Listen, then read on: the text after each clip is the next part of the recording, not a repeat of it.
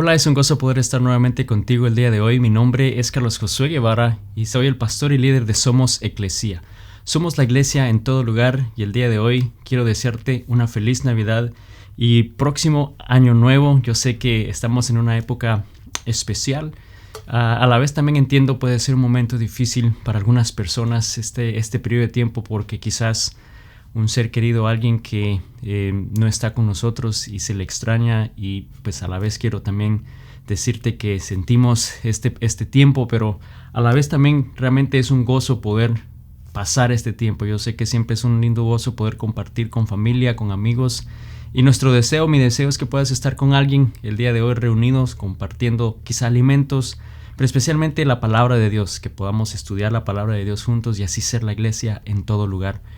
Y estoy terminando una serie titulada El Prometido, en la cual hemos estado hablando de Emmanuel, de Jesús, esa promesa que Dios hizo a través de Isaías y que dijo 700 años antes, les dijo, esta va a ser la señal de este prometido, de este Salvador, este Mesías que yo voy a enviar al mundo. Y en Isaías 7:14 dice, el Señor mismo les dará la señal. Miren, la Virgen concebirá un niño, dará a luz un hijo, y lo llamarán Emmanuel, que significa Dios con nosotros. Y hemos venido hablando de lo impactante que era eso, el hecho que Dios estaba con nosotros, que iba a estar con nosotros porque no existía, no era algo que ellos experimentaban en el tiempo que Dios dio esa palabra.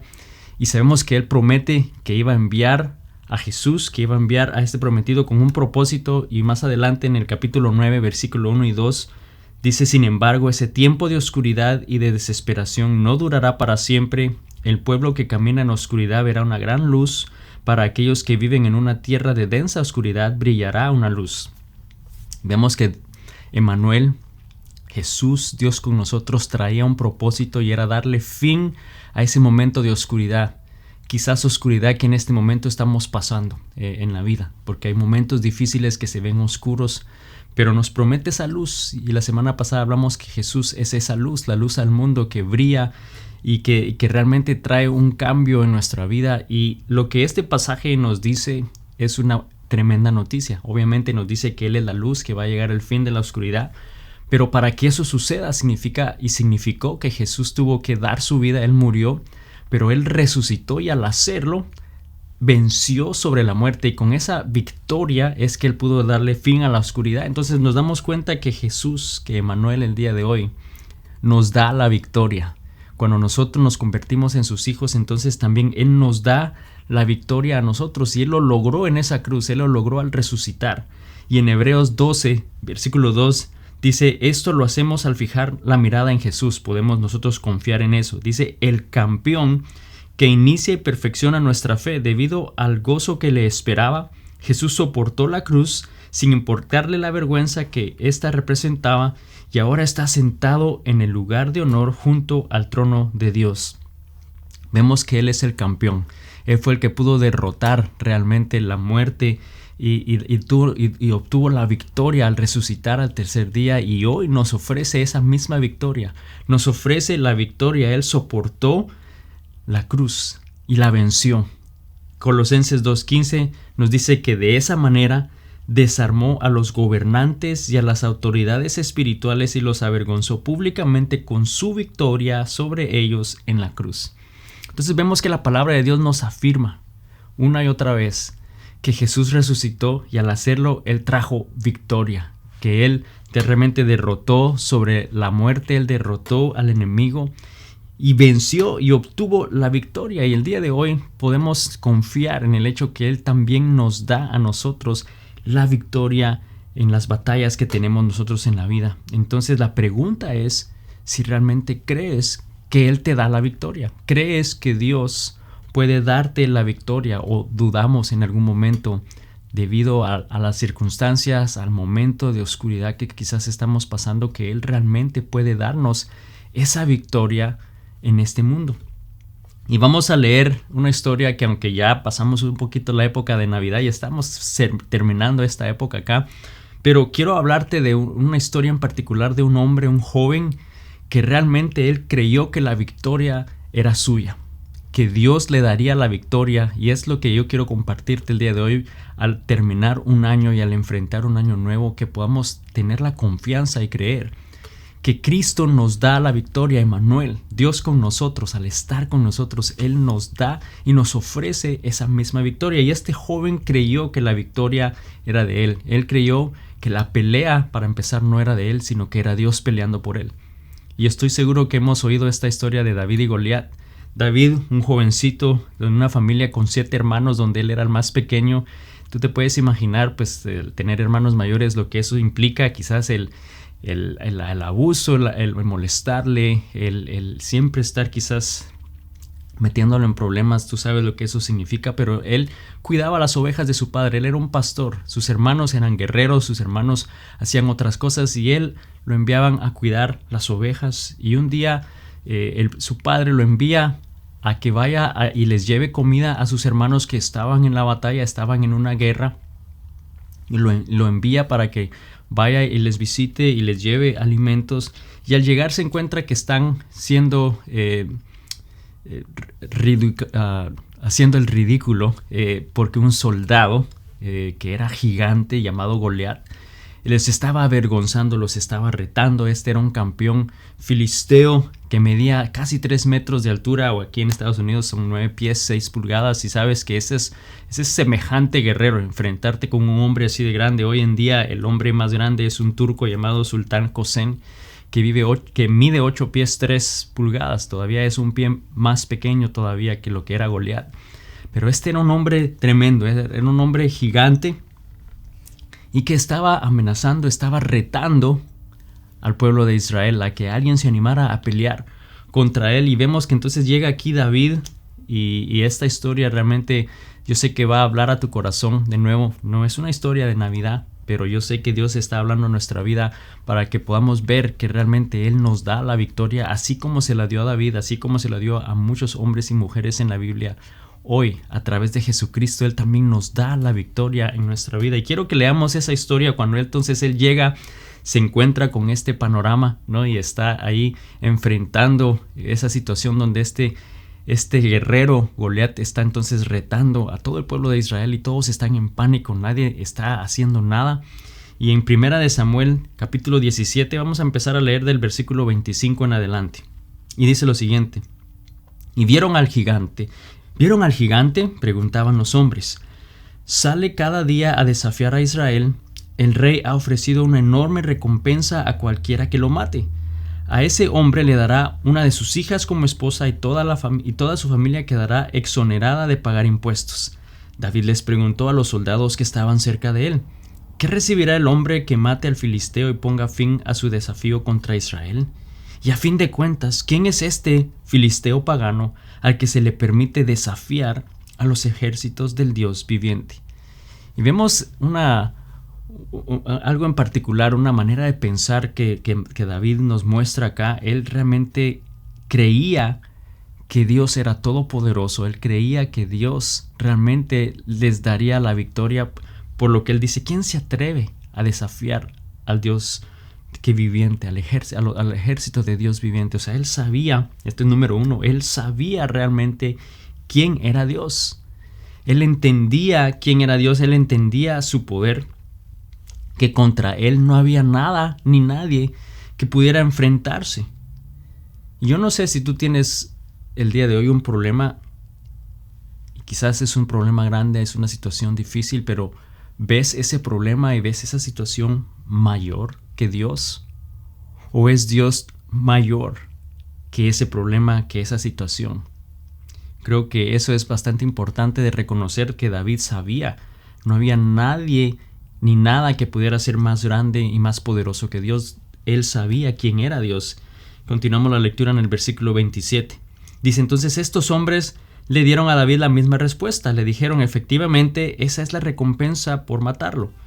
Pero cuando Eliab, el hermano mayor de David, lo oyó hablar con los hombres, se enojó. ¿Qué estás haciendo aquí?, le reclamó. ¿Qué pasó con esas pocas ovejas que se supone deberías estar cuidando?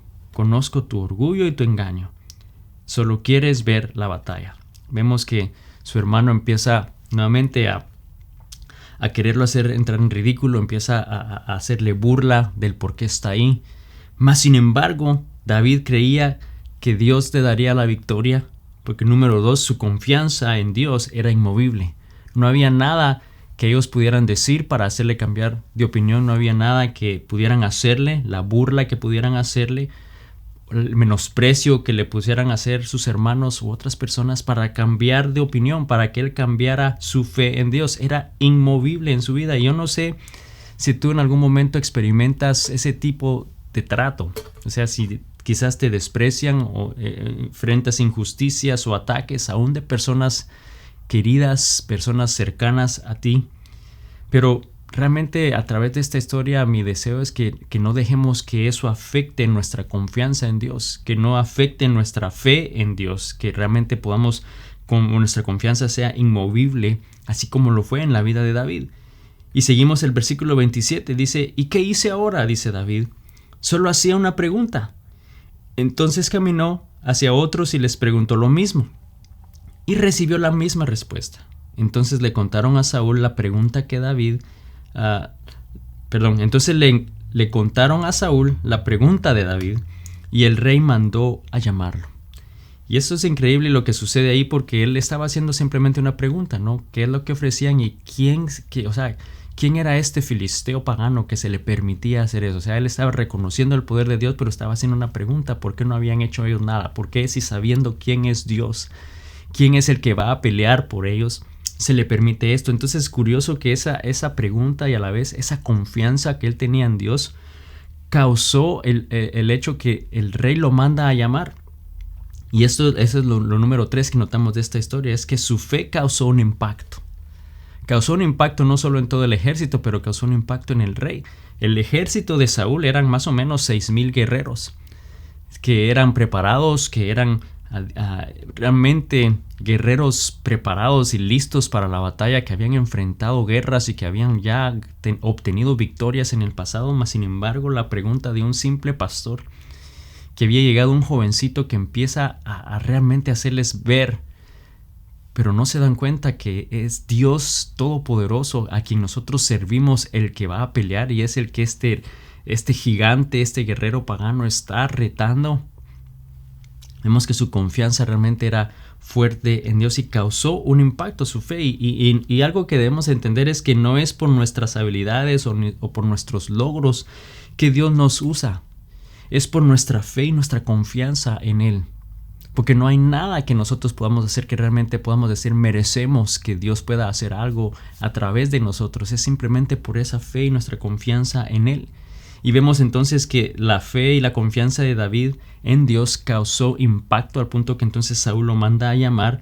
Y cuando lo manda a llamar, le dice en el versículo 32, David le dice, no se preocupe por ese filisteo, le dijo David a Saúl, yo iré a pelear contra él. No seas ridículo, respondió Saúl. No hay forma de que tú puedas pelear contra ese filisteo y ganarle. Eres tan solo un muchacho y él ha sido un hombre de guerra desde su juventud. Pero David insistió, he estado cuidando las ovejas y las cabras de mi padre. Cuando un león o un oso viene para robar un cordero del rebaño, yo lo persigo con un palo y rescato el cordero de su boca. Si el animal me ataca, entonces lo mato, le tomo de la quijada y lo golpeo hasta matarlo. Lo he hecho con leones y con osos, y lo haré también con ese filisteo pagano, porque él ha desafiado a los ejércitos del Dios viviente. El mismo Señor que me rescató de las garras del león y del oso, me rescatará de este filisteo. Así que Saúl por fin accedió. Está bien, adelante, y que el Señor esté contigo. Nos damos cuenta entonces que David estaba seguro, él estaba confiado que la victoria se la daría Dios, que era Dios el que le daría las fuerzas, que era Dios el que iba a pelear por él, porque ya lo había hecho antes.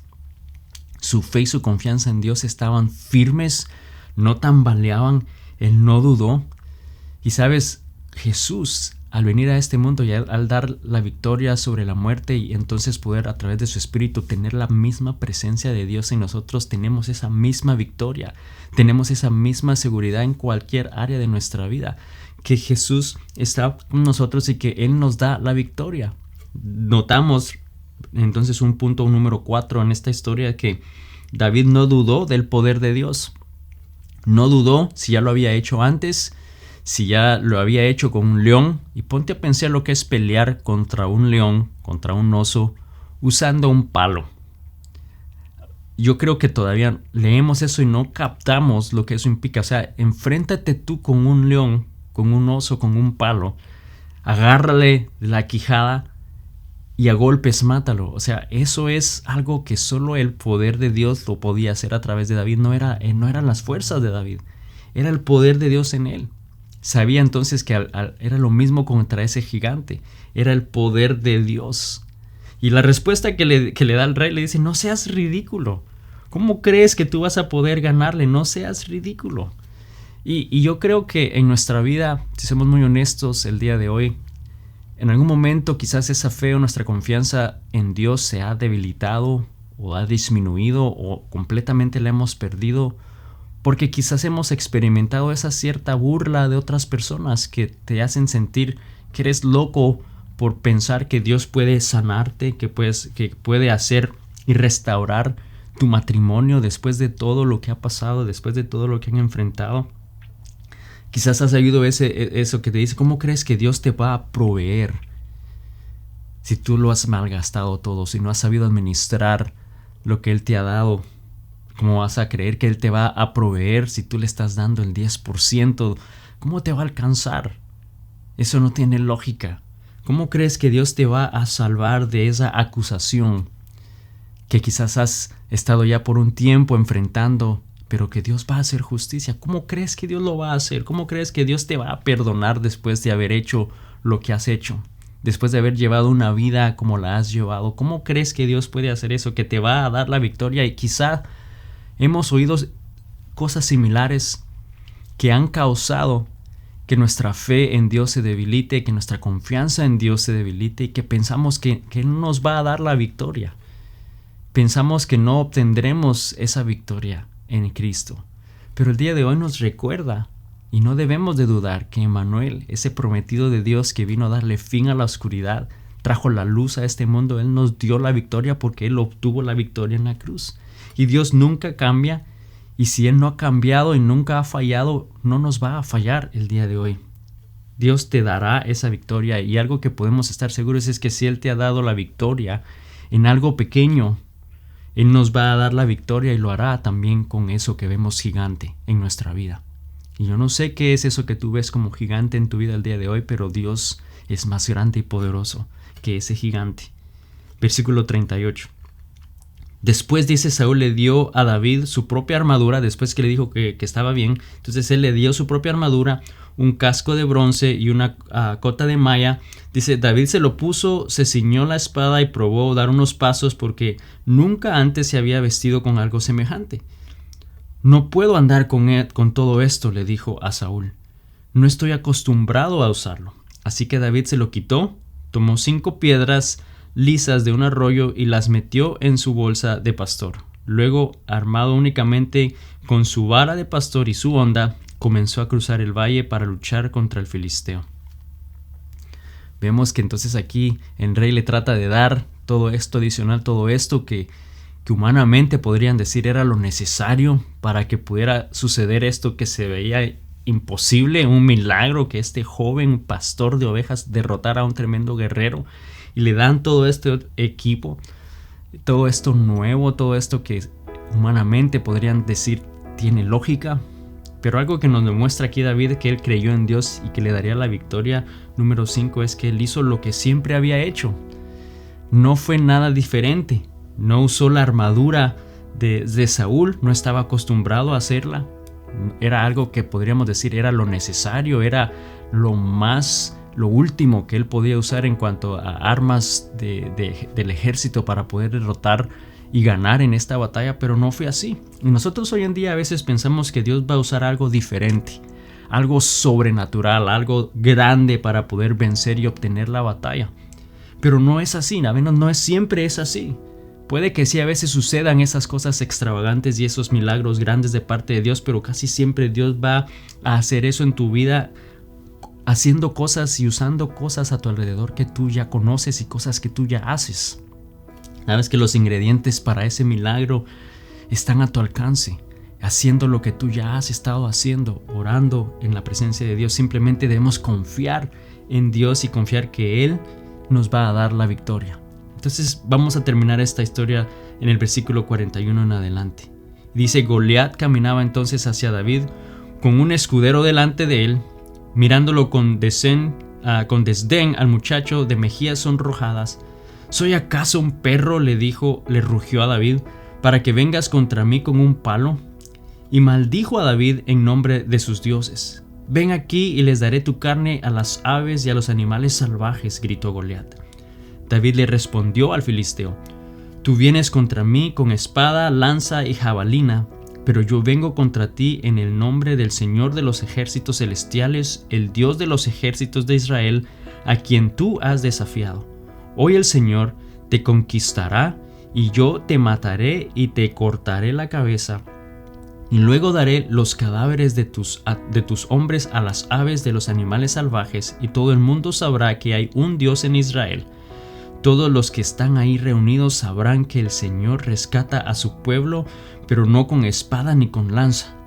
Esta es la batalla del Señor, y los entregará a ustedes en nuestras manos. Cuando Goliat se acercó para atacarlo, David fue corriendo para enfrentarse con él. Metió la mano en su bolsa de pastor, sacó una piedra, la lanzó con una honda y golpeó al filisteo en la frente. La piedra se le incrustó allí a Goliat, que tambaleó y cayó de cara al suelo. Así David triunfó sobre el filisteo con una sola honda y una piedra, porque no tenía espada. Después David corrió y sacó de su vaina la espada de Goliat y la usó para matarlo y cortarle la cabeza.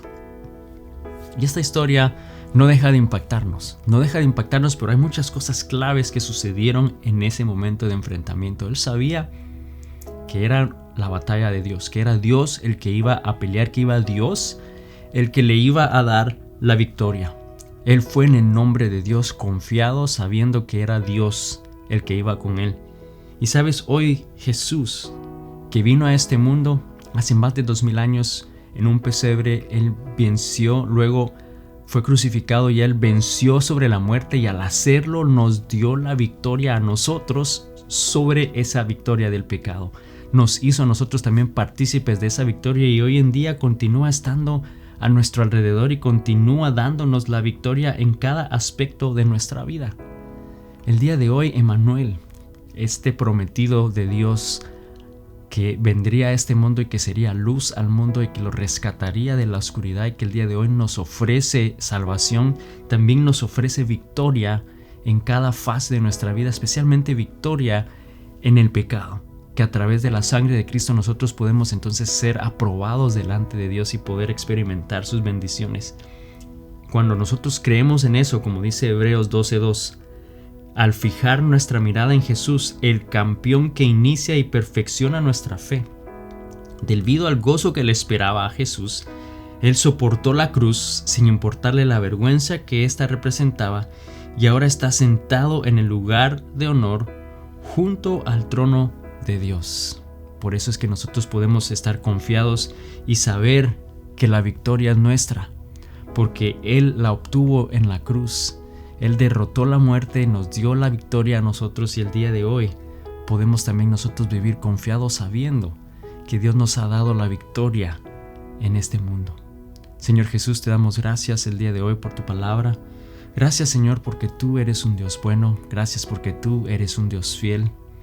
Gracias porque hoy podemos ya a unos días de terminar un año más, reflexionar en tu fidelidad, reflexionar en lo bueno que tú has sido con nosotros, reflexionar, Señor, en el hecho que tú eres ese campeón, que tú, Señor, eres victorioso y que nos das a nosotros la victoria.